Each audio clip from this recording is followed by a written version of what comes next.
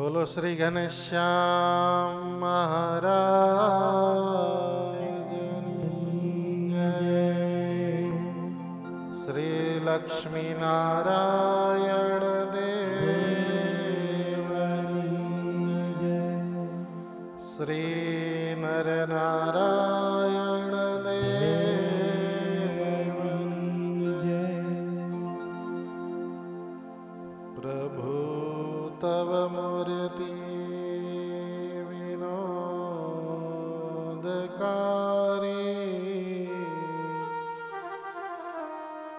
पड़ पड़ विसरे नहीं जो विसारी। जुगल चरण सोड़ चिन्ह जेह, नजर समीप रह हमारे। दुख हरिजननो दिले धरो छो, सुख निधि श्याम सहायता करो छो। तदपि भजन जे करे भावे, नहीं नर जाति को जाति ते कहावे। ओम नमः श्री स्वामी नारायणाय नमो नमः। श्री पूर्ण पुरुषोत्तमाय नमो नमः। श्री घनश्यामाय नीलकंठाय, ओम श्री सहजानंद स्वामिने नमो नमः। बोलो श्री स्वामी नारायण भगवान जय। उठी निसरी बेयरे साई, तेना शिष्य हता बाई बाई। तेओ पण उठी त्यांथी गया, ત્રંબા ગામ વિશે જઈ રહ્યા। નવો પંથ ચલાવ્યો ત્યાં જઈને, બેસે ગાદી ઉપર ગુરુ થઈને। ત્યાંનો ભક્ત સમાજ ભરમાવ્યો, નિધનનો મહિમા સમજાયો। કરવા જનને ઉપદેશ, ફરતી હતી સોરઠ દેશ, ફરતી હતી સોરઠ દેશ।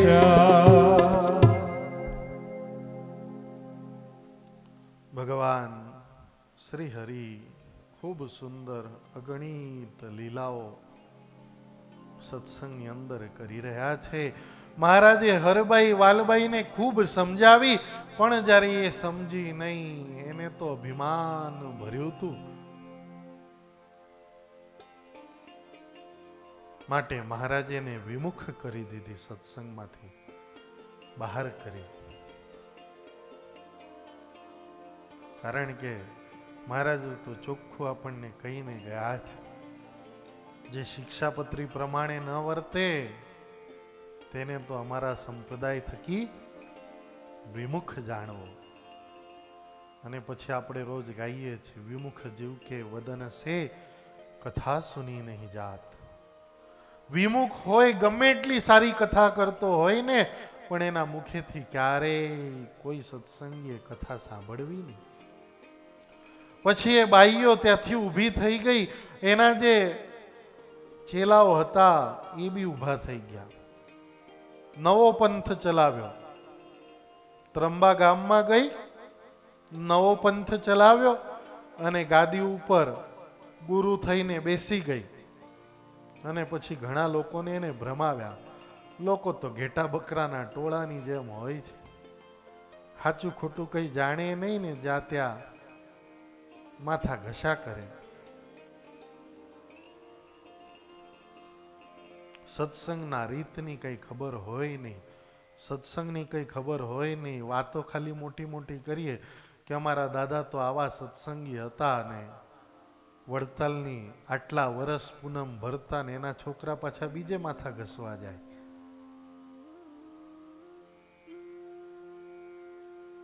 અમારા પરદાદા તો 40 વર્ષ પૂનમ ભરી, અમારા દાદાએ તો 20 વર્ષ વડતાલની પૂનમ ભરી.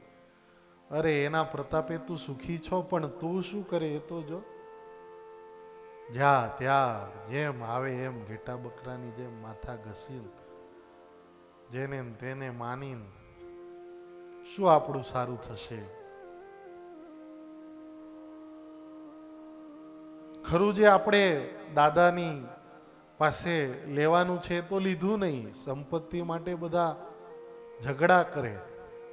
ખરો વારસો, ખરો સત્સંગ આપણી પેઢીઓથી જેને આપણે માનીએ છીએ, જે મૂળ સત્સંગ છે, એને ભૂલીને બીજા સત્સંગમાં જઈએ, બીજે વળી જઈએ.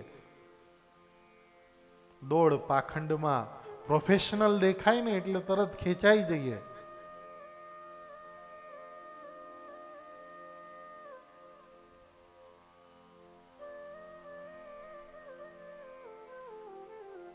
ઇમિટેશન ગમે એટલું ચળકતું હોય ને, છેલ્લે હોય તો એ ઇમિટેશન જ સોનું, એ સોનું કહેવાય. એમ મૂળ સત્સંગ એ મૂળ સત્સંગ છે. આ વડતાલ ધામ છે, અહીંયા ઘનશ્યામ મહારાજ બિરાજે છે. એનામાં પ્રેમ કરજો, એની ભક્તિ કરજો, તો જ ભગવાનનું ધામ મળશે. આજે આ હરબાઈ વલબાઈ ત્રંબા ગામમાં જઈને મોટી ગુરુ ગાદીએ બેસી ગઈ, પોતાનો મહિમા ગાય. પોતાનો મહિમા, નિજનો મહિમા બધા ભક્તોને સમજાવ્યો. ખરેખર એવું જોયો, તમને બધાને તો ખ્યાલ હશે, કોક દી સભામાં ગયા હશો ને સાંભળ્યું હશે, ગુરુએ આમ કર્યું, ગુરુજી આમ કરતા, ગુરુજીથી આમ થતું, ગુરુજીએ આવો ચમત્કાર કર્યો. ભગવાનની વાત તો 2 મિનિટ આવે કે ના આવે, ગુરુની ગાથા જ બધી ગવાય. અને ગુરુજી અંપુરીમ પડ્યો હોય પછી એવી ગાથા સાંભળીને ચેલાય અંપુરીમ જાય નરકમાં. માટે કથા વાર્તા તો ભગવાનની સાંભળવી. શું? ભગવાનને, ભગવાનના અવતાર, એના જે ચરિત્રો. અરે સ્વયં સ્વામિનારાયણ ભગવાન એમ કહેતા કે અમને તો વ્યાસના વચનમાં વિશ્વાસ છે, બીજા શાસ્ત્રોને અમે ન માનીએ. તો પછી આપણે એના સત્સંગી થઈને બીજા શાસ્ત્રોને માનીએ શું કરવા? ભક્ત ચિંતામણી, વચનામૃત, શિક્ષાપત્રી, ભાગવત, 18 પુરાણ એને માનો. અને એ પણ મૂળ સંપ્રદાયથી પ્રસિદ્ધ થયા હોય ને એવા વાંચજો. નહીં તો આજે તો આ બધા વિમુખ થયેલા લોકોએ તો શાસ્ત્રો ફેરવી દીધા. એના ઘરની શિક્ષાપત્રી એને કાઢી, એના ઘરનું વચનામૃત એને કાઢ્યું, એના ઘરની ભક્ત ચિંતામણી એને કાઢી. કેમ કે પંથ જ જુદો કર્યો તો પછી બધું જુદું કરવું જ પડે. એને આડું આવતું હોય એ બધું બદલી નાખ્યું એને.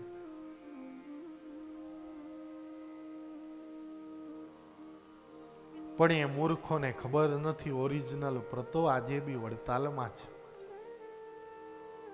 આપણી પાસે ઓરિજિનલ વચનામૃતની પ્રતો છે, જે સ્વયં શ્રીજી મહારાજે બોલ્યા છે અને નંદ સંતોએ લખી છે. આપણી પાસે ઓરિજિનલ ભક્ત ચિંતામણી છે, જે સ્વયં નિષ્કુળાનંદ સ્વામીએ લખી છે. આપણી પાસે સ્વયં નંદ સંતો રચિત શિક્ષાપત્રીઓ છે. ભગવાન સજાનંદ સ્વામીએ જે શિક્ષાપત્રી ઉપર સહી કરેલી છે એવી શિક્ષાપત્રી આપણી આગળ છે.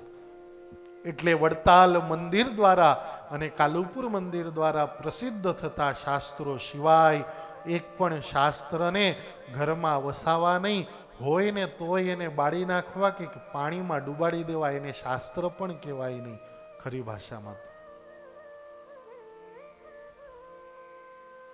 કારણ કે એવા પુસ્તકો વાંચવાથી આપણા જીવનું ભૂંડું થાય.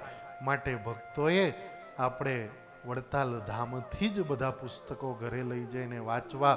કથા સાંભળવી હોય તો એ વડતાલના સાધુની સાંભળો, કાલુપુરના સાધુની સાંભળો. બાકી બીજા તો સાધુ જ ન કહેવાય. કારણ કે જેને આચાર્ય દીક્ષા ન આપે એને સાધુ કઈ રીતે કહેવાય? મહારાજ જે રીત બતાવીને ગયા છે એ રીતમાં સદાને માટે વર્તજો. શિક્ષાપત્રીને વાંચજો, એમાંથી જ આપણને ખબર પડશે. આ હરબાઈ વાલબાઈ પોતાનો જ મહિમા ગાય. સભા થાય ને તો હું રામાનંદ સ્વામીની ચેલી, હું બહુ મોટી, એવું એને અભિમાન છે.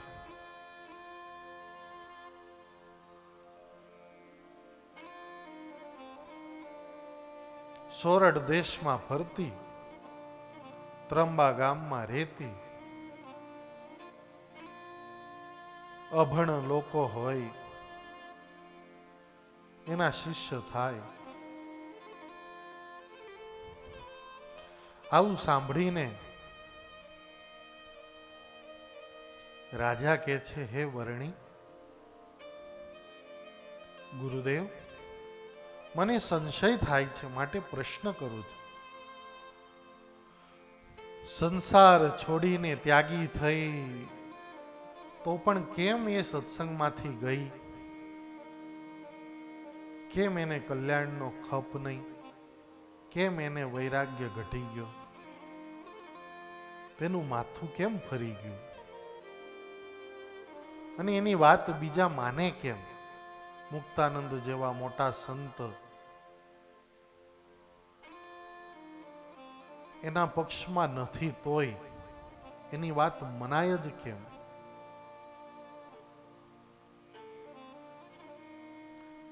સત્સંગમાંથી નીકળેલાની વાત લોકોને મનાય કેમ?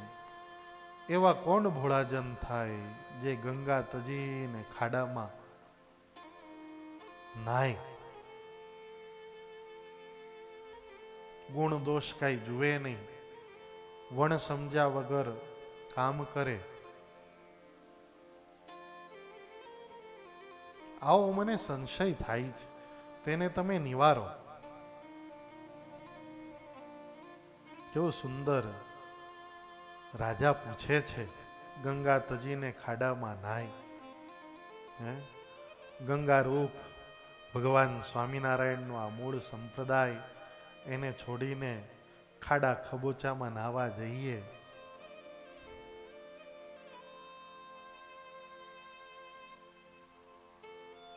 બ્રહ્મચારી કહે છે તેનું કારણ વિચાર.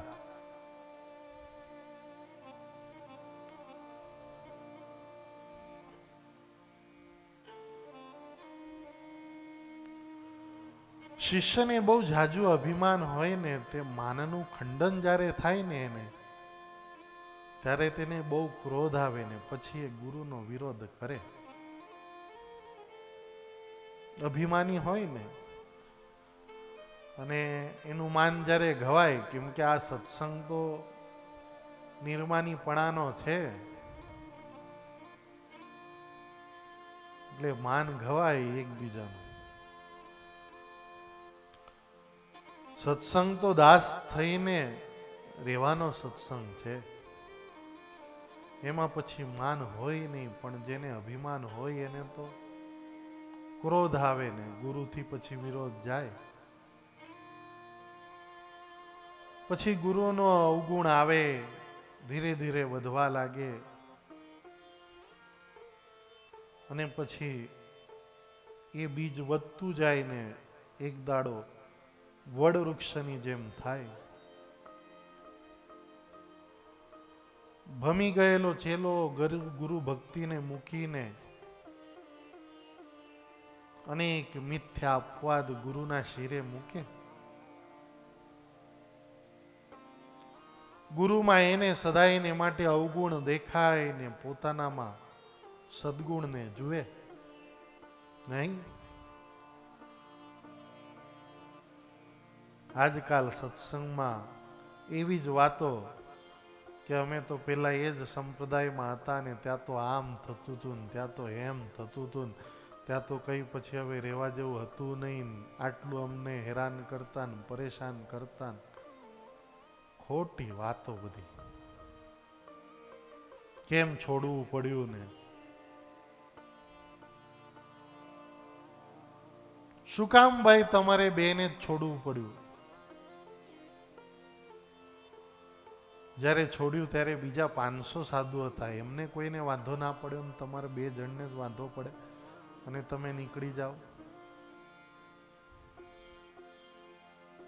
પોતાનું ખોટું ડિંડક ચલાવવા માટે આ બધું હોય. બીજાની પાસે જઈને અવગુણ ગાય, ભોળાજનો સાંભળીને ભમી જાય. દીનાનાથ ભટ્ટ જેવા ભણેલા ગણેલા માણસો જો ભમિત થઈ જાય. નિર્વિકલ્પાનંદ સ્વામીને માન ઘણું હતું. મુક્તાનંદ સ્વામીએ વડોદરાની સભા જીતી ને એટલે મહારાજે મુક્તાનંદ સ્વામીના ભાર વખાણ કર્યા, બહુ વખાણ કર્યા. તે નિર્વિકલ્પાનંદ સ્વામીને ગમ્યું નહીં ને એટલે મુક્તાનંદ સ્વામીને સભામાં ઊભા થઈને જેમ તેમ બોલવા માંડ્યા. પછી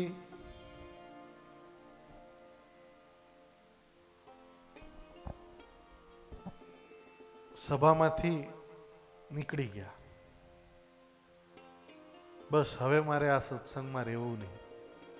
પછી ત્યાંથી છે ને આમોદ ગામની અંદર આવ્યા. પેલા તો બુવા આવ્યા કાનદાસ પટેલને ઘેર, કારણ કે નિર્વિકલ્પાનંદ સ્વામી એ પ્રદેશમાં ભગવાન સ્વામિનારાયણનો સત્સંગ કરાવેલ. એટલે બુવા કાનદાસ પટેલને ઘેર આવીને સ્વામીએ વાત કરી કે સજાનંદ સ્વામી તો ખોટા છે, હવે મેં ખોટી વાતો કરીને તમને બધાને સત્સંગી કર્યા, પણ એ તો આમ છે ને તેમ. પણ કાનદાસ પટેલ છે ને બહુ સમજૂન ડાયા હતા, એટલે એ ભમ્યા નહીં.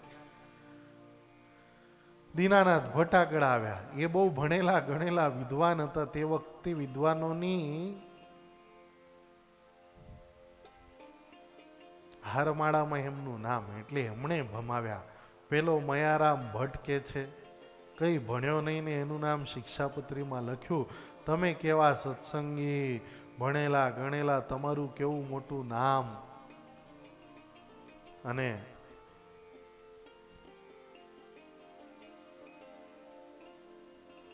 તમારું નામ શિક્ષાપત્રીમાં કે છે લખ્યું નહીં ને. એને એવો ભમાવ્યો, એને સત્સંગ મૂકી દીધો, બધું મૂકી દીધું. હવે એની દીકરીને બ્રહ્મ રાક્ષસ વળગ્યો. પછી તો આવું થાય.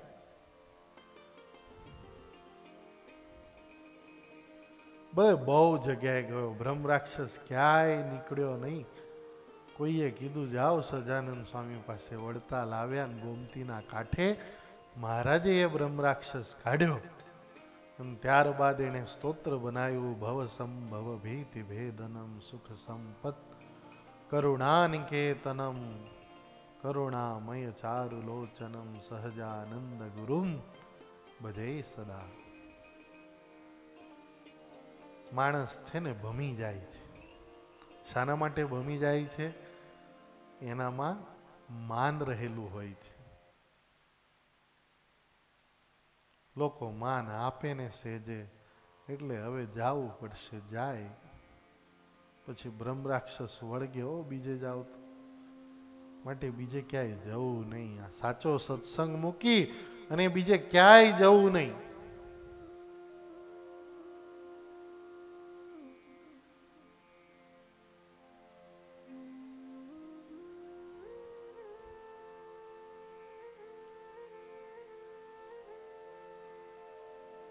ગોસાઈજીના મતમાંથી જુદા જુદા ઘણા બધા મત પડ્યા છે. એ વાતમાં કોઈ નવાઈ નથી.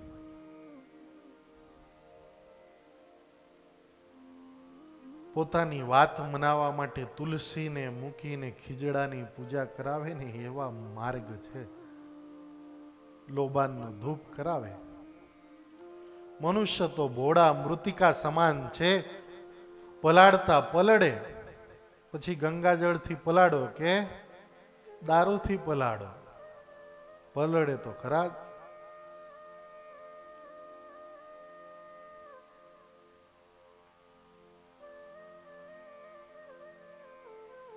માટે ભક્તો સાચું ખોટું જાણવું. બ્રહ્મચારી કે છે, રાજન કાલવાણીમાં આવો સુંદર ઉપદેશ ભગવાન શ્રી હરિએ ભક્તોને આપ્યો છે. પ્રબોધનીનો દિવસ છે, એનો ખૂબ સુંદર ઉત્સવ કરી પૂર્ણિમાનો દિવસ આવ્યો. ત્યાં સુધી સંઘ ત્યાં રોકાયા. તે પછી તમામ સત્સંગીઓ પોતપોતાના ગામ ગયા છે. આખા ગામમાં નારાયણ દવે જે કૃષ્ણના દાસ છે, આખા નામનું ગામ છે. નારાયણ દવે એટલે બ્રાહ્મણ છે. તેના પુત્ર છે નરસિંહ.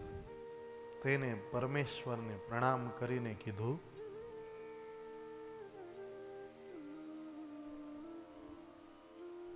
પીપલાણાના નરસિંહ મહેતા છે, 53 સંઘાથે છે. નારાયણ દવે, નરસિંહ અને નરસિંહ મહેતા વિનંતી કરી, પ્રભુ પીપલાણા પધારો. આખા પધારો. આખા ગામના બી ભગવાનને વિનંતી કરે છે ને પીપલાણા ગામના બી લોકો ભગવાનને વિનંતી. એક સાથે બધાએ વિનંતી કરી, મહારાજ પધારો. પ્રભુ તો કાલવાણીથી અગતરાઈ થઈને આખાને પીપલાણા જવા માટે નીકળ્યા. મહારાજ તો ઉભા રહ્યા. બે ગામની આમ જુદી જુદી વાટ પડે ને ત્યાં મહારાજે કોઈને કીધું નતું. અમે બંનેને એમ છે કે આપણા ગામમાં ભગવાન પ્રથમ આવશે. બંને ગામનો ભક્ત સમાજ શ્રીજીને તેડવાને માટે સામે આવ્યો. મંડળીઓ જુદી જુદી દેખાય. સૌના હૈયામાં અતિશય હરખ છે.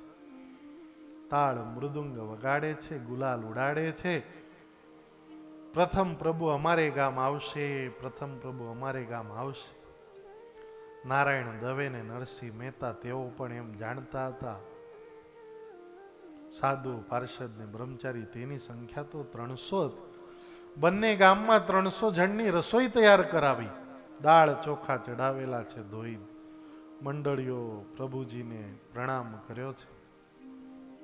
બંને ગામના લોકો ઉચ્ચાર કરે છે, પ્રભુ અમારા ગામ પધારો, અમારા ગામ પધારો. રસોઈ તૈયાર થવા આવી, હવે બહુ વાર નથી. તે સાંભળીને મહારાજ બોલ્યા, બે ઠેકાણે કેમ અવાય?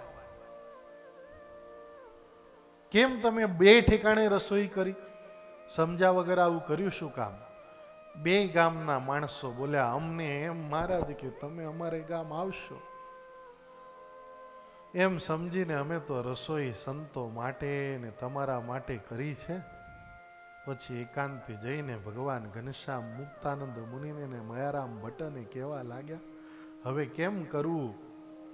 આખા ગામના લોકોએ બોલાવે છે, પીપલાણા ગામના લોકોએ બોલાવે છે.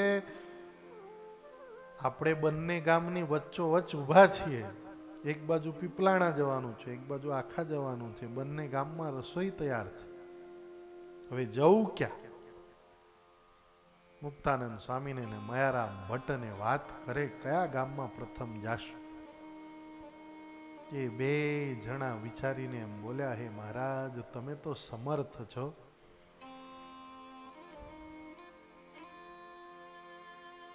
જ્યારે બ્રહ્માએ વાછરા હર્યા ને ત્યારે તમે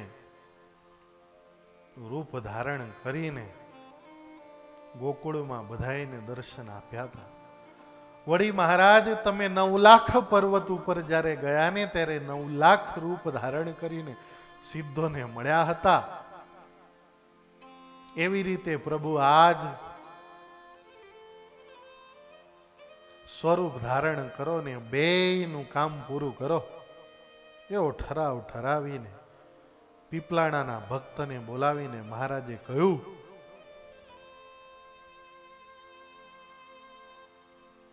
તમે આગળ નીકળો, અમે પાછળ આવીએ છીએ. એમ કહીને કોલ આપ્યો. ત્યારે તે પીપલાણા લોકોએ માર્ગ લીધો ને મહારાજ જેટલા સંતો હરિભક્તો સંઘ સાથે હતો ને એટલા જ સ્વરૂપો મહારાજે ધારણ કર્યા અને મહારાજ તેમની પાછળ પાછળ ગતિ કરી છે. અને આખા ગામના સત્સંગી સાથે પણ મહારાજ સંતો સહિત પધાર્યા. સર્વે અંતરમાં અતિશય આનંદ આનંદ વર્તે છે. મર્મ તો કોઈ જાણે નહીં એવી અકળિત ઈશ્વરની માયા છે. બ્રહ્મા ઇન્દ્ર જેવા પણ એ ભગવાનની માયામાં ભરવાઈ જાય. આખા ગામમાં ગોવિંદ ગયા નારાયણ દવેને ઘેર મહારાજ સંતોની સાથે રમ્યા જમ્યા અને સભા કરીને બેઠા. પૂજા કરી હરિભક્તોએ મહારાજે પ્રસાદી આપી. વાજતે ગાજતે રૂડી પેર ઘરે ઘેર આખા ગામમાં મહારાજે પધરામણી કરી. હવે ત્યાં ગામમાંથી કોઈને કઈ કામ અર્થે પીપલાણા જવાનું થયું. બંને ગામ નજીક જ. મહેતા નરસિંહને ઘેર ગયા ને ભગવાનને જોઈને વિસ્મિત થઈ ગયા. અરે, હમણાં તો હું આખા ગામમાંથી આવ્યો, મહારાજ તો ત્યાં હતા, આ પીપલાણામાં કેવી રીતે આયા? વિચારે છે અંતરમાં, આ સાચું કે આખા ગામમાં ઘનશ્યામ કેમ દેખાય? મહારાજ તો જમવા બેઠા છે ને ભાવથી જ પીરસે છે સંતોને. મહારાજ જમે. જમીને ભગવાને સભા સારી કરી, પ્રેમથી પૂજા બધાએ કરી, ઘરો ઘરે પધરાવ્યા. આખાથી આવેલા હરિદાસે પીપલાણાના જન પાસે વાત કરી કે ભાઈ અત્યારે અહીંયા ઘનશ્યામ મહારાજ છે અને આખા ગામમાં પણ ઘરે ઘરે ભગવાન સંત મંડળ સાથે પધારે છે. ત્યાંથી હું દર્શન કરીને આવ્યો છું, સાચે સાચા સમાચાર લાવ્યો છું. સુણીને બધાને આશ્ચર્ય થયું. પ્રગટ પ્રભુનો પ્રતાપ જાણ્યો. નિશ્ચય કરવાને માટે મહારાજ બે સ્વરૂપે થયા છે. બે જણા આખા ગામમાં ગયા તો ત્યાં પણ સંતો સાથે શ્રી હરિ. પીપલાણામાં બે જણ ઉભા, ત્યાં પણ સંતો સાથે શ્રી હરિ. મહારાજે બે સ્વરૂપે દર્શન આપ્યા છે.